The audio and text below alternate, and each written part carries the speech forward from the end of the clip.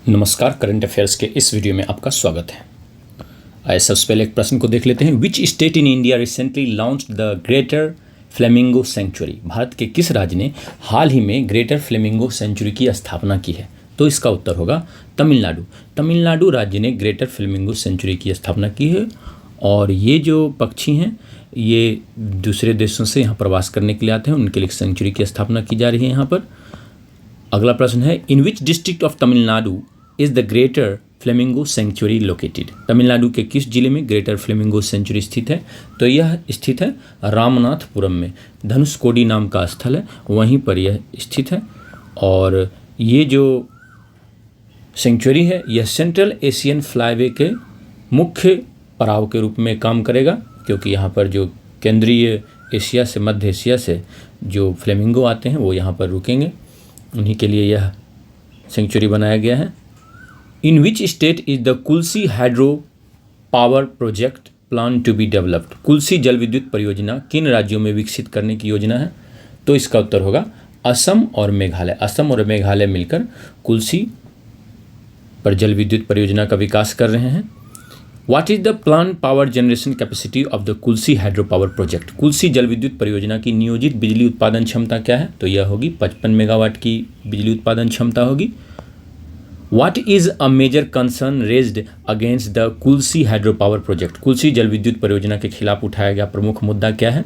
तो इसका प्रमुख मुद्दा यह है threat to the endangered Ganges river dolphin. लुप्तप्राय गंगा नदी डॉल्फिन के लिए खतरा बताया जा रहा है। कुल्सी जल विद्युत परियोजना जो है वो ब्रह्मपुत्र की सहायक नदी कुल्सी पर है। अगला प्रश्न, which institute generates the world wealth report 2025? World wealth report 2025 कौन सा संस्थान तैयार करता है? तो इसका उत्तर होगा कैप जेमिनी रिसर्च इंस्टीट्यूट, यह तैयार करता है।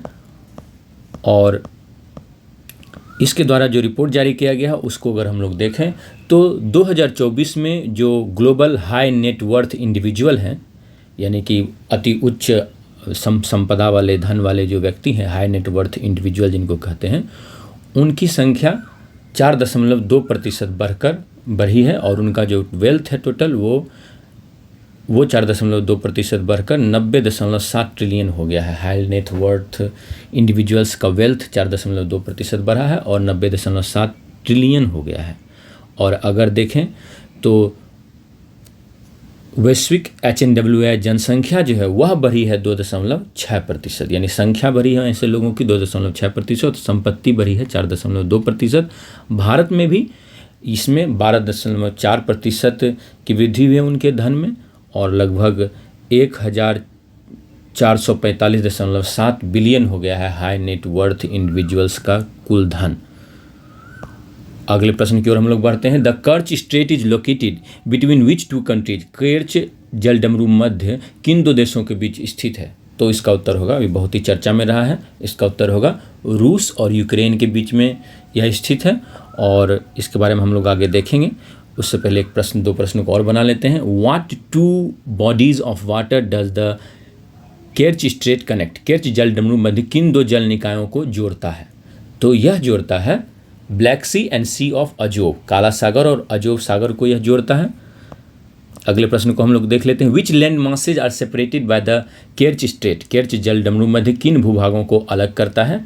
तो यह अलग करता है क्रिमियन पेनिनसुला एंड तमान पेनिनसुला को। क्रिमियन प्रायद्वीप और तमन प्रायद्वीप को ये अलग करता है। अगर हम इसको मैप में देखें तो ये रहा जो अभी यूक्रेन और रसिया के बीच जो लड़ाई चल रही है, उसमें जो आप ये जो रेडिश पिंकिश एरिया देख रहे हैं, इस पर यूक्रेन के ये हिस्से थे कभी, इस पर अभी रूस का नियंत्रण हो गया है। और क्रीमिया पर तो 2014 में ही रूस ने नियंत्रण कर लिया था। और यहाँ जो क्रीमिया और जो ये रूस है, मुख्य भूमि रूस है, उसके बीच जो ये जलडमरू मध्य है, यही है कर्च जलडमरू मध्य। यहाँ आप देख रहे हैं खाली जगह जो है ये जलडमरू मध्य है, यहीं पर ये कर्च जलडमरू मध्य है ये। और यहाँ पर है ये है ब्लैक सी, और ये है ब्लैक सी, और यह जो है ये है अजोव सी, अजोव सागर है। और ये पूरा जो आप खेरसोन, जपरोझिया, दोनेत्स्क और लुहांस्क इत्यादि एरिया देख रहे हैं, इस पर रूस का नियंत्रण है।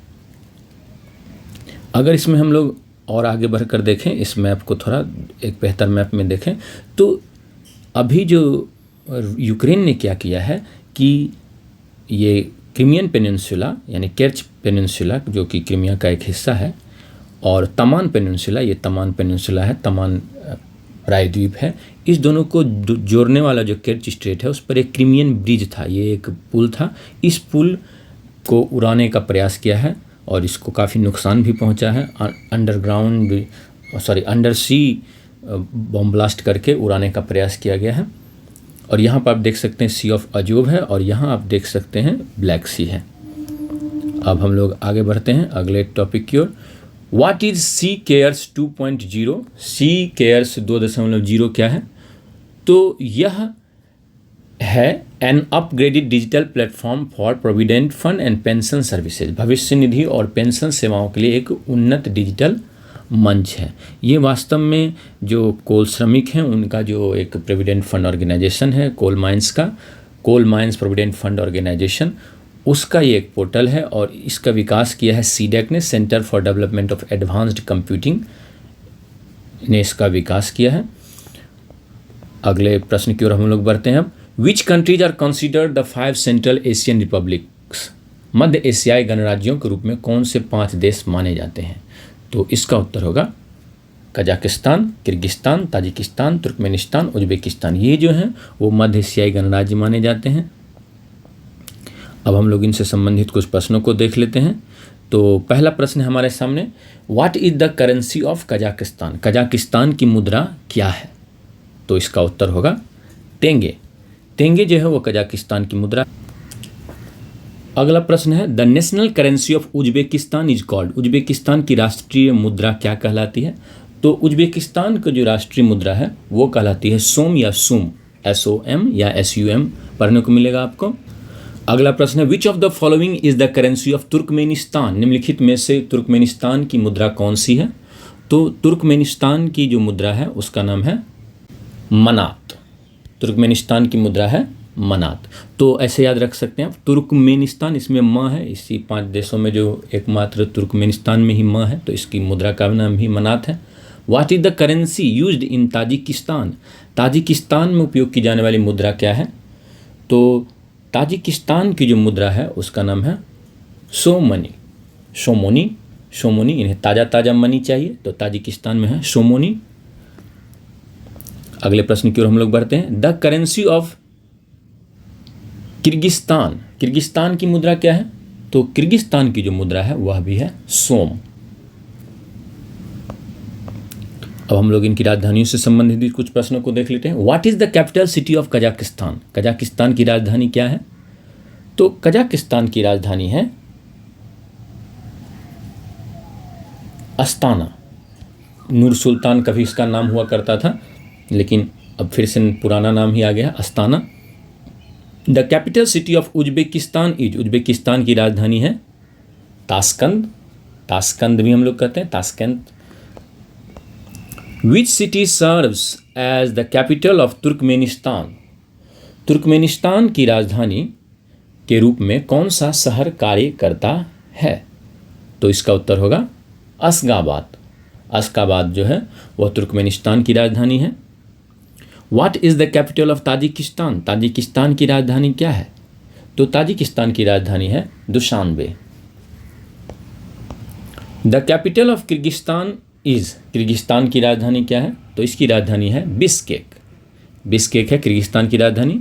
तो इसकी राजधानी और मुद्रा आपको याद रहनी चाहिए इनकी, क्योंकि ये देश जो है वो काफ़ी महत्वपूर्ण है, भारत के लिए भी सामरिक दृष्टि से महत्वपूर्ण है, और अभी इनके विदेश मंत्रियों से प्रधानमंत्री मोदी जी ने मुलाकात की है, तो इसलिए इनसे संबंधित प्रश्न पूछे जा सकते हैं परीक्षाओं में। अगले प्रश्न को हम लोग देख लेते हैं। Which of the following statements about the Dibang river is incorrect? Dibang नदी के बारे में निम्नलिखित में से कौन सा कथन गलत है? तो इसका उत्तर होगा it flows through Assam and West Bengal. यह असम और पश्चिम बंगाल से होकर बहती है, यह गलत है, क्योंकि यह अरुणाचल प्रदेश और असम से होकर बहती है और उसके बाद तो यह ब्रह्मपुत्र में मिल जाती है, तो वेस्ट बंगाल तो होगा नहीं। यह किया दर्रे के पास से शुरू होती है, ब्रह्मपुत्र की सहायक नदी है, और ब्रेडेड चैनल मॉर्फोलॉजी इसकी है। यह सादिया के पास लोहित नदी में मिल जाती है और फिर लोहित और सियांग मिलकर ही जो है ब्रह्मपुत्र बनाते हैं। इसकी जो सहायक नदियां हैं वो मैथुन और द्री है। अगले प्रश्न की ओर हम लोग बढ़ते हैं। What is the Naksha NAKSHA programme of the government of India? Bharat सरकार का नक्शा कार्यक्रम क्या है? तो नक्शा कार्यक्रम जो है नक्शा से संबंधित होगा, तो आप बना सकते हैं इसे आसानी से। A geospatial technology driven urban land survey initiative, भू स्थानिक प्रौद्योगिकी आधारित शहरी भूमि सर्वेक्षण पहल है। शहरी भूमि का सर्वेक्षण होगा और इसके लिए जियो स्पेशियल टेक्नोलॉजी का प्रयोग किया जाएगा। यह जो नक्शा है इसका फुल फॉर्म है national geospatial knowledge based land survey of urban habitations. तो अर्बन शहरी आवासों का जो है भूमि सर्वेक्षण होगा और राष्ट्रीय जियो स्पेशियल नॉलेज के आधार पर होगा।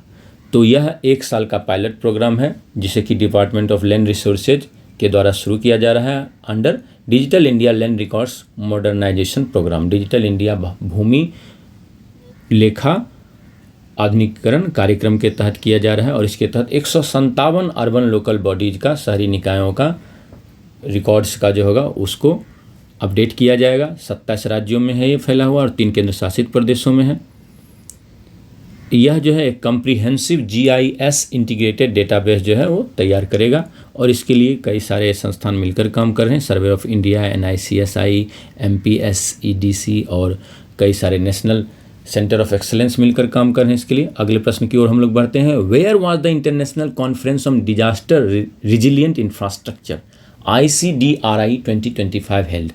अंतर्राष्ट्रीय आपदा लचीला बुनियादी ढांचा सम्मेलन ICDRI 2025 कहाँ आयोजित हुआ? तो इसका उत्तर होगा नीस, फ्रांस में यह आयोजित हुआ है और पहली बार यूरोप में आयोजित हुआ है। What was the theme of the ICDRI 2025? ICDRI 2025 का थीम क्या था? तो इसका थीम था shaping a resilient future for coastal regions, तटीय क्षेत्रों के लिए एक लचीला भविष्य बनाना, इसका यही थीम था। Which organisation hosts the ICDRI 2025? ICDRI 2025 का आयोजन कौन सा संगठन करता है? तो इसका आयोजन करता है coalition for disaster resilient infrastructure, आपदा लचीला बुनियादी ढांचा गठबंधन इसको आयोजन करता है और यह पहली बार यूरोप में यह कॉन्फ्रेंस हो रहा है। और अगर हम लोग हाल के साइक्लोन हरिकेन एंड टाइफून्स को देखें तो भारत और बांग्लादेश में रेमल आया था, कैरिबियन में हरिकेन बेरिल आया था, टाइफून यागी जो है वो दक्षिण पूर्व एशिया में आया था, हरिकेन हेलिन जो है वो यूनाइटेड स्टेट्स में आया था और टाइफून उसागी जो है वो फिलीपींस में आया था। इसी तरह साइक्लोन चीडो जो है वो मेडागास्कर और उसके आसपास अफ्रीका में आया था। और अगर देखें तो भारत ने 29 देशों में सुनामी वार्निंग सिस्टम्स के विकास में मदद की है, तो भारत की ओर से एक बहुत अच्छा प्रयास है ICDRI। अब अगले प्रश्न की ओर हम लोग बढ़ते हैं। When is world food safety day 2025 observed? विश्व खाद्य सुरक्षा दिवस 2025 कब मनाया जाता है? तो हर साल मनाया जाता है और मनाया जाता है या 7 जून को मनाया जाता है। What is the theme of world food safety day 2025? विश्व खाद्य सुरक्षा दिवस 2025 का थीम क्या है? तो इसका थीम है food safety science in action, खाद्य सुरक्षा विज्ञान कार्य में।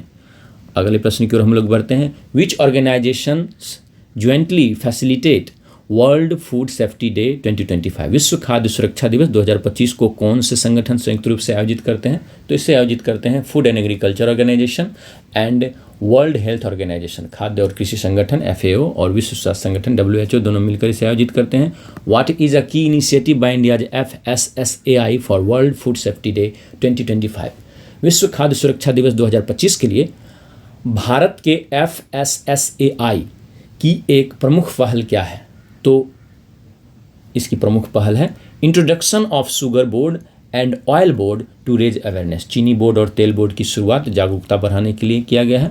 और ये चीनी बोर्ड और तेल बोर्ड क्या है ये हम लोग जान लेते हैं। तो ये विद्यालयों में CBSE की सहायता से बोर्ड लगाए जाते हैं। FSSAI इसके लिए मदद करता है। ये ऑयल बोर्ड जो है उस पर पूरा वर्णन रहता है कि एक समोसा खाएंगे तो आपको कितने कैलोरी मिलेंगे, कितना फैट मिल रहा है और इससे आप कितना आपका डेली का लिमिट होना चाहिए। तो डेली का जो है कंजम्पशन लिमिट जो है 27 से 30 ग्राम फैट डेली रखा गया। और बड़ा पाव, कचौरी, पिज़्ज़ा, पकौड़ा, बनाना चिप्स इत्यादि बर्गर से आप अगर लेते हैं तो कितना कैलोरी मिलेगा, कितना फैट मिलेगा, कितने ग्राम फैट से। और इसका जो उद्देश्य यही है कि लेस ऑयल मोर लाइफ, कि बच्चे जो हैं वो कम से कम तेल का सेवन करें ताकि उनकी ओबेसिटी से बचे हुए रहें, मोटापे से बचे हुए रहें, क्योंकि मोटापे की बीमारी जो है बढ़ती जा रही है छोटे बच्चों में भी, और फिर टाइप 2 डिजीज इत्यादि बीमारियां हो रही हैं। इसके अलावा शुगर बोर्ड भी रहता है, लगाया जाता है विद्यालयों में, ताकि बच्चे जान सकें कि उन्हें प्रतिदिन 25 ग्राम चीनी का ही सेवन करना है, और उन्हें बताया जाता है कि एक गुलाब जामुन या एक TSP शुगर चीनी गुड़ खाने से कितना मिलता है, सॉफ्ट ड्रिंक खाने से कितना चीनी का सेवन कर रहे हैं, कितना किलो कैलोरी उनके शरीर में जा रहा है। और इस तरह से उन्हें बताया जाता है कि लेस शुगर मोर लाइफ, कि कम चीनी का सेवन करने से ज़िंदगी जो है बेहतर होती है। तो उम्मीद करता हूँ कि ये वीडियो आपको पसंद आ रहा होगा, तो ज़रूर से ज़रूर लाइक कर दें। और वर्ल्ड फूड सेफ्टी डे का जो आयोजन संस्थान कर रहा है, वो भारत में इसे जो आगे बढ़ा रहा है वो संस्थान FSSAI है, और FSSAI का फुल फॉर्म है food safety and standard authority of India. तो यह खाद्य का सुरक्षा और मानकों का एक अथॉरिटी है, और यह ministry of health and family welfare, स्वास्थ्य और परिवार कल्याण मंत्रालय के अंतर्गत आता है। और यह एक इनिशिएटिव मूवमेंट एक चला रहा है, eat right in India, Bharat सही खाओ। इसके माध्यम से वह भोजन के संबंधित सुरक्षा और स्वस्थ भोजन के बारे में वकालत करता है, ताकि लोगों को जो है ओबेसिटी से बचाया जा सके, मोटापे से बचाया जा सके। तो ये वीडियो अगर आपको पसंद आया है तो प्लीज़ इसे लाइक करें, शेयर करें, कमेंट करें, सब्सक्राइब कर लें अगर आप चैनल के लिए नए हैं, बेल आइकन दबा लें। और जिन्होंने सब्सक्राइब कर लिया है उनको, और जो इस वीडियो को देख रहे हैं उन्हें भी बहुत बहुत धन्यवाद। Thank you, take care.